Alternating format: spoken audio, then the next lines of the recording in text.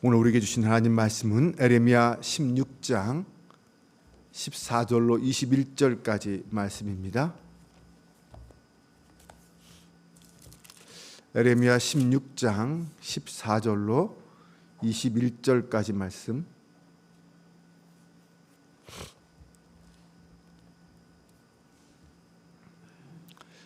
한 절씩 교독하며 봉독하겠습니다. 여호와의 말씀이니라. 그러나 보라, 날이 이르리니 다시는 이스라엘 자손을 애굽 땅에서 인도하여 내신 여호와께서 살아계심을 두고 맹세하지 아니하고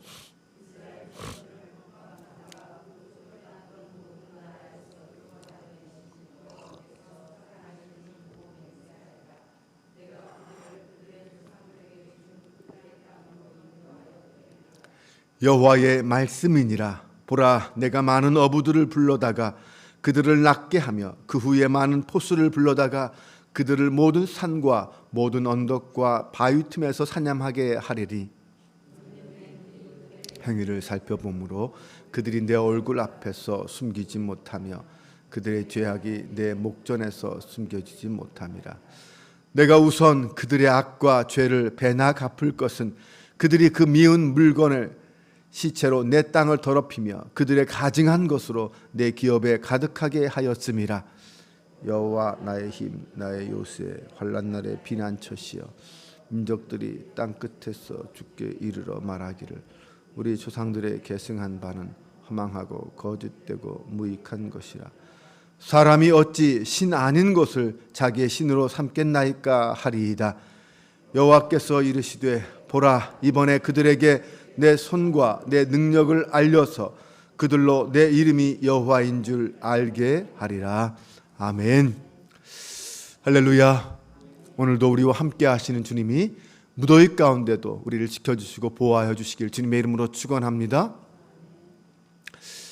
에레미야서를 읽어보면 모두가 다 하나님께서 유다를 심판하신다라는 이야기와 그리고 나중에는 결국 다시 회복시켜 주신다라는 이야기가 계속해서 반복하여 기록하고 있습니다. 그렇게 볼 때 유다는 하나님에게는 애증의 대상이었습니다. 그들을 택하시고 사랑하셔서 그들에게 은혜와 복을 베풀어 주셨지만 안타깝게도 유다는 그 은혜에 보답하지 못하고 배은망덕하여서 하나님을 떠나고 우상을 섬기고 불법과 불의를 행했습니다. 결국 하나님은 그런 유다를 심판하지 않을 수 없었습니다. 그럼에도 불구하고 그 하나님의 심판은 완전히 버리는 심판이 아니라 소망의 근거를 둔 심판입니다. 마치 부모가 자녀를 훈육하듯이 자기 백성을 올바른 길로 인도하시려는 하나님의 사랑이 담긴 무서운 심판이다 라고 말할 수 있을 것입니다. 즉 책망하시고 벌 주시는 그 하나님의 마음은 멸망에 가 있는 것이 아니라 그 끝은 회복이요 축복에 가 있는 징벌이라고 할 수 있습니다. 우리가 이런 시각을 가지고 오늘 본문을 읽어야 합니다. 오늘 본문 바로 앞에 16장 전반부는 철저한 심판을 선포하고 있습니다. 그런데 갑자기 14절을 시작하면서 여호와의 말씀이니라 라고 하면서 그러나 라고 분위기가 갑자기 바뀝니다.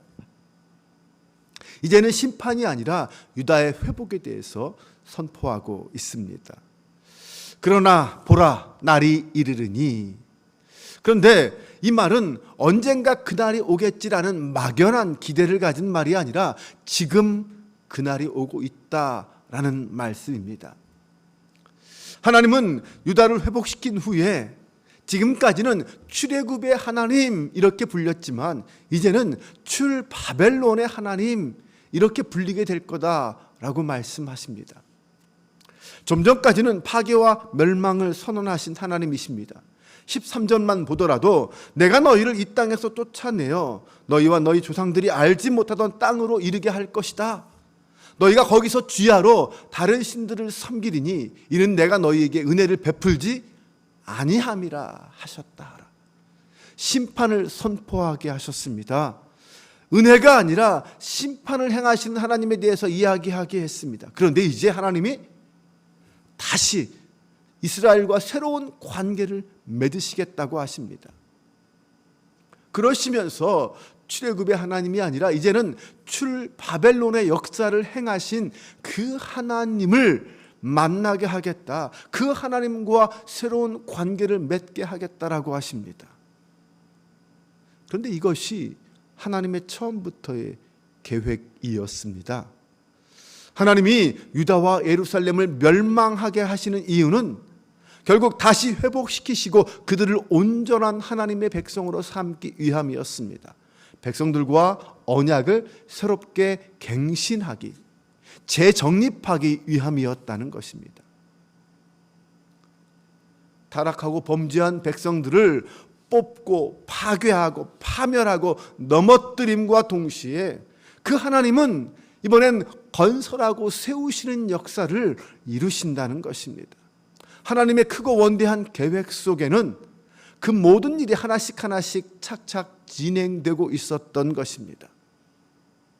여러분 기억하시기 바랍니다. 하나님이 우리 죄를 지적하고 우리를 책망하시고 벌하시는 이유는 우리로 하여금 정결하고 깨끗한 하나님의 온전한 백성이 되게 하시기 위함이라는 것입니다. 우리를 온전하게 세우시기 위해서 책망하시고 벌도 주시는 것입니다. 네, 맞습니다. 그렇게 온전하게 세워지기 위해서는 반드시 거쳐야 할 과정이 있습니다. 네, 순결한 정금이 되기 위해서는 반드시 거쳐야 할 과정이 있지 않습니까?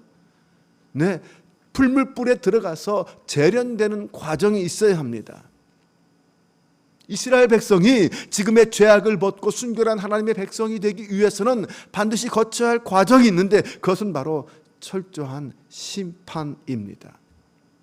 그 속에 담겨있는 모든 죄악을 깨끗하게 다 뽑아내는 것입니다. 그 죄악을 다 제거해야 다시 시작할 수 있습니다. 여전히 죄악이 남겨져 있는 상태에서는 결코 다시 시작할 수 없다는 것입니다.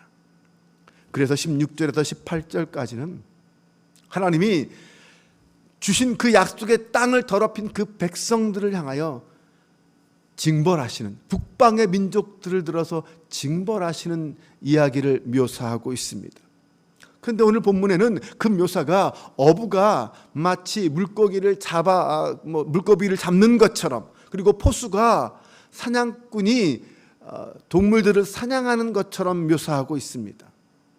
하나님이 북방의 민족들을 불러다가 그들을 어부 삼아서 곳곳에 물속에 숨겨져 있는 그 물고기 같은 이스라엘 백성들을 잡아내게 하고, 그들을 포수 삼아서 곳곳에 숨어있는 동물들을 잡듯이 유다를 잡겠다는 것입니다. 그들을 철저하게 유린하겠다는 것입니다. 백성들은 나름 숨겠지만 그 어떤 죄악도 숨겨지지 못할 것입니다. 다 드러날 수밖에 없어요. 결국 그 모든 죄의 대가를 치를 수밖에 없습니다. 바벨론이라는 어부, 바벨론이라는 사냥꾼을 동원하여 철저하게 그렇게 유다를 심판하시는 이유가 무엇입니까? 그 죄의 대가를 치르게 하셔서 그들을 정결케 하시기 위함이라고 했습니다. 우상을 숭배하고 하나님이 아닌 다른 신을 섬겼던 그 사람들이 아무런 고통 없이, 어려움 없이 다시 평안하게 회복되게 할 수는 없습니다. 반드시 그 대가를 치루어야만 합니다. 그래야 회복이 가능한 것입니다. 그것은 오늘도 마찬가지입니다. 오늘날 내가 죄로부터 회복되길 원한다면 정말 배나 그 대가를 치르겠다라는 결단을 해야 합니다. 각오가 있어야 합니다. 그 결단과 각오가 있어야 진정한 회복과 새 출발을 할 수 있다는 것입니다. 마지막 19절에서 21절까지는 에레미야의 기도, 에레미야의 찬양이 나옵니다. 여호와 하나님은 힘이시여 요새시여 환난 날의 피난처입니다 라고 찬양하고 고백합니다. 그리고 결국 모든 민족들이 하나님 앞에 나와서 그동안 자기 조상들이 물려줬던 그 신을 섬겼는데 결국 그 신이 헛되고 무익한 신이었습니다 라고 고백하는 일이 벌어질 거다라고 말하고 있습니다. 오직 여호와 하나님만이 참 신입니다 라고 찬양하게 될 거라는 사실입니다. 멸망당한 예루살렘, 포로로 끌려갔던 유다 백성들이 다시 회복하여 예루살렘으로 돌아오게 될 때에 열방은, 세계 모든 민족들은 그것을 바라보면서 하나님이 진짜 하나님이시군요 라고 찬양하게 될 것입니다. 자기들이 지금껏 믿었던 신은 가짜 신이었습니다 라고 고백하게 될 것입니다. 지금 당장 이스라엘 앞에는 자기들이 고통당하고 파괴되고 멸망당하고 수많은 사람들이 죽고 포로로 끌려가고 그런 하나님의 심판 앞에 있지만, 하나님은 당신의 때가 되었을 때에 그 모든 것들을 회복시키심으로 당신이 진짜 하나님임을, 진짜 신임을 만백성 앞에 보여주실 것입니다. 그리고 그 역사는 실제로 바사왕 고레스 때에 이루어졌습니다. 이스라엘은, 유다 백성들은 예루살렘으로 귀환하는 은혜를 누리게 되었습니다. 그것을 통하여 세계 모든 민족들은, 멸방들은 이스라엘의 하나님이 진짜 하나님이시구나, 당신의 계획과 약속을 지키시는 분이구나라는 것을 알게 될 것입니다. 그리고 후에 500여 년 후에 그 모든 역사는 예수 그리스도를 통하여 완성되고 성취되었습니다.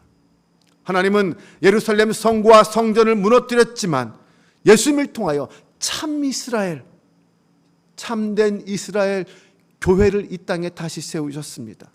하나님은 예수님을 통하여 이스라엘을 뽑아내시고 그곳에 교회를 세우셨습니다. 하나님께서 이렇게 당신의 역사를, 하나님이 이루시는 그 역사와 섭리를 살펴보면 하나님은 파괴를 통하여 건설하시고 멸망을 통하여 회복시키시는 하나님이십니다. 하나님 나라는 언제나 그런 법칙 가운데 세워지고 있습니다. 예수님께서 십자가에 달리셨을 때를 생각해 보세요. 그때 사람들은 다 끝났다고 생각했습니다. 사탄도 자기가 이긴 줄 알았습니다. 그러나 하나님은 그 십자가를 오히려 세상의 소망으로 삼으셨습니다. 하나님 나라의 역설은 언제나 그렇게 전화위복의 역전의 역사를 이루십니다. 하나님이 함께 하신다면 우리의 삶 속에도 그런 역사들이 질비하게 일어납니다.